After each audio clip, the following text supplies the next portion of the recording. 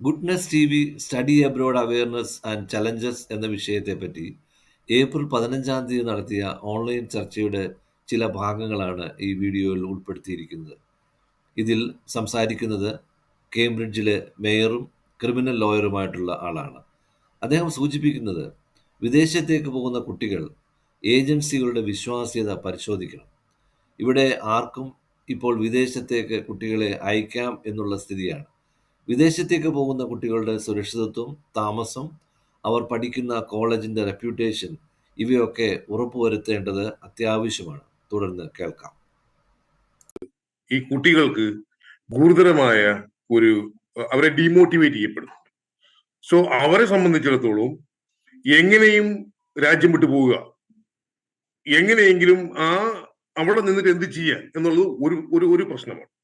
രണ്ടാമത്തെ പ്രശ്നം, നമ്മുടെ ഇപ്പോൾ കേരളത്തിലുള്ള ഈ പേരൻസിന്റെ ഏറ്റവും വലിയൊരു ആഗ്നിയായി എനിക്ക് തോന്നിയിരിക്കുന്നത്, അല്ലെ എനിക്ക് മനസ്സിലാക്കിയിരിക്കുന്നത്, ഈ കേരളത്തിനെ അതിഗുരുതരമായി ത്രസിച്ചുകൊണ്ടിരിക്കുന്ന ഈ ലഹരിയാണ്. ഞാൻ പ്രാക്ടീസ് ചെയ്യുന്ന ക്രിമിനൽ ലോയറാണ്. പ്രാക്ടീസ് ചെയ്യുന്നതിൽ ഏതാണ്ട് 80% ബ്രിട്ടനിൽ ഡ്രഗ് റിലേറ്റഡ് കേസുകളാണ്. ഈ കേരളത്തിൽ കുട്ടികൾ ഈ ലഹരി മരുന്നുകളുടെ പുറകിൽ പോകുന്നത് ഈ പേരൻസ് ഒരു വലിയ ഒരു ആശങ്കയോടുകൂടിയാണ് ഇവർ കാണുന്നത്. അപ്പൊ അവരെ സംബന്ധിച്ചിടത്തോളം കുട്ടികൾ ഇവിടുന്ന് പോവുകയാണ് വേണ്ടത് എന്നുള്ള, ഇവരുടെ സേഫ്റ്റിക്ക് വേണ്ടി ഇവിടുന്ന് പോവുക എന്നുള്ളതാണ്. രണ്ടാമത്, ഈ ഇപ്പം കുറച്ചു മുമ്പ് ഓസ്ട്രേലിയയിൽ നിന്ന് അദ്ദേഹം പറഞ്ഞ പോലെ, മന്ത്രി പറഞ്ഞ പോലെ, അതായത് അദ്ദേഹത്തിന്റെ പേഴ്സണൽ എക്സ്പീരിയൻസ് ആണ്. ഞാൻ ഇപ്പോഴും കേസ് നടക്കുന്നുണ്ട്. ഞാൻ ചില കേസിൽ ഇപ്പോഴും ഹാജരാകുന്നുണ്ട്. നമ്മുടെ കേരളത്തിൽ അങ്ങോളം ഇങ്ങോളമുള്ള ഈ സകല ട്രാവൽ ഏജന്റുമാരെയും കൃത്യമായി റെഗുലേറ്റ് ചെയ്യുന്ന ഒരു നിയമം അടിയന്തരം, until unless we have a proper regulation. ഇത് വഴിയെ പോകുന്നവരും, ഈ കഴിഞ്ഞ ദിവസം ഹൗസിൽ ഒരു പ്രസംഗം ഞാൻ കേട്ടു, വഴിയെ പോകുന്ന ആളുകളൊക്കെ 4-5 ഒരു മാടക്കട പോലെ തട്ടിക്കൂട്ടി വിദേശത്ത് ഏജൻസി ഉണ്ടാക്കുകയാണ്, ഏജൻസി ഇടുകയാണ്, അവരാണ് തട്ടിപ്പ് നടത്തുന്നതാണ് ഹൗസിൽ പറഞ്ഞത് നമ്മുടെ CM. അതിന്റെ റിയാലിറ്റി അങ്ങനെയല്ല. ഞാൻ ഇപ്പോൾ ഡയറക്റ്റ് ഇൻവോൾവ് ആയി ചെയ്യുന്ന ഒരു ഇതിന്റെ ഈ തട്ടുകട ഇട്ടത് അങ്കമാലിയിലാണ്. അങ്കമാലി ബ്രിട്ടനിലും US ഒന്നുമല്ല.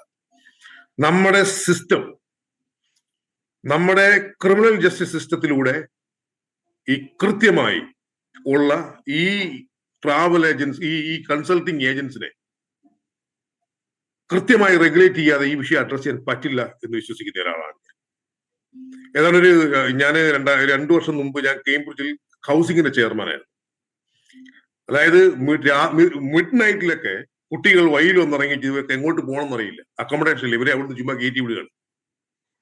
ഈ പണ്ടൊക്കെ ഈ ഉരുവിനകത്ത് കയറ്റി വെച്ച് അടിച്ചു വിടുന്ന പോലെ അടിച്ചു വിട്ടേക്കാണ് പിള്ളേർ. അപ്പൊ ഞാൻ ഇവിടുത്തെ 2 യൂണിവേഴ്സിറ്റിക്കും വിളിച്ച് ഇതിന്റെ വിഷയങ്ങൾ അഡ്രസ് ചെയ്തു. ഇതെന്താണ് ഇങ്ങനെ, അത് എന്തിനാണ് ഇങ്ങനെ, അതായത് നമുക്ക് കപ്പാസിറ്റി, അതായത് കൂടുതൽ ആളുകളെ എന്തിനു കൊണ്ടിരുന്നു, അതായിരുന്നു എന്റെ ചോദ്യം. അതിന് അവർ 2 പേരും എനിക്കൊന്ന മറുപടി, അവിടുന്ന് ഈ കുട്ടികൾ വരുമ്പോൾ ഇവർക്ക് അക്കോമഡേഷൻ ഉണ്ട്, അക്കോമഡേഷൻ ഇവിടെ കിട്ടി, they have a safe place to stay എന്ന പേപ്പർ എഴുതി കൊടുത്ത് അതിൽ സൈൻ ചെയ്തിട്ടാണ് ഇവർക്ക് കയറി വരുന്നത്.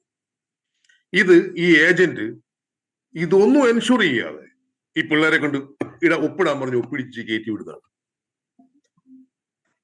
എനിക്കൊന്ന് 2 വർഷം മുമ്പ് വന്നിരിക്കുന്നു, ഇവിടെ ഒരു കാരവാൻ സൈറ്റ് ഉണ്ട്. നമ്മുടെ മമ്മൂട്ടി മോഹൻലാൽ താമസിക്കുന്ന കാരവാൻ സൈറ്റ് അല്ല, അതായത് ജിപ്സികൾ താമസിക്കും. ജിപ്സി മോശമാണെന്നല്ല കേട്ടോ ഞാൻ പറയുന്നത്. അപ്പൊ ആ ഏരിയയിൽ മലയാളി പിള്ളേർ പോയി താമസിക്കുന്നു. രാത്രി ഞാനൊരു 10 മണിയായപ്പോഴത്തേക്കും ഡ്രൈവ് ചെയ്ത് വരുമ്പോഴത്തേക്കും നമ്മുടെ ഈ സിറിയയിൽ നിന്നൊക്കെ പാലായനം ചെയ്ത് വരുന്ന പോലെ കുറെ ആളുകൾ ഇങ്ങനെ പാലായനം ചെയ്ത് വരുന്നു. അപ്പൊ ഞാൻ വണ്ടി സ്ലോ ചെയ്തപ്പോ മലയാളത്തിൽ സംസാരിക്കുന്നു. ഞാൻ പിന്നെ പെട്ടെന്ന് വണ്ടി സ്റ്റോപ്പ് ചെയ്തു. ഈ പിള്ളേരെ മുഴുവൻ വണ്ടിക്കകത്ത് കയറ്റി 3-4 ദിവസമായി ഭക്ഷണം കഴിച്ചിട്ടില്ല. നമ്മുടെ പക്ക കോട്ടയംകാരി പിള്ളേർ.